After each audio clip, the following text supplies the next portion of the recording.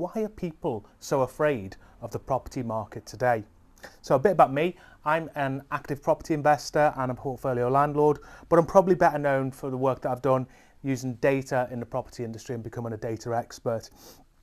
I find it very odd at the moment that people are a little bit afraid of the industry. We've had this for several years now. It started around the time COVID hit the UK. People frightened, people thinking that the market's going to crash, people thinking that there's going to be a correction. People, all these things, and you hear all these silly myths like the 7-year cycle, the 9-year cycle, all that sort of stuff that goes on. It's all nonsense, by the way.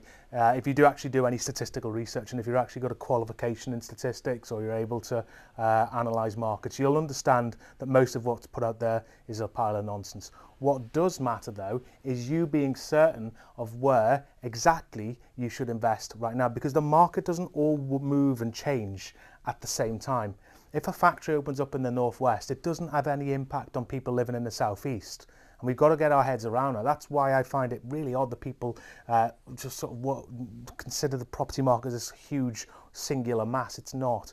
You can perform exceptionally well in the property industry by identifying those local areas, more often than not they're very close to you, which are about to see a surge in value. Surge in value for rent and a surge in value for property prices. That's happening constantly all over the UK at different times. It doesn't all go up in a nice steady line.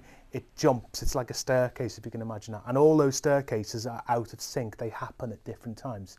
So the skill for us as property investors is to be able to identify those areas that are about to see a surge. And if you get good at that, and it's not difficult if you use data and use software to do it, you can always ensure you get the maximum possible return on any investment you put into property investing. And that's something that I'm very keen on. I don't like wasting my time. I don't like wasting my resources. And critically, I really do not like taking risks. So I use data to mitigate that.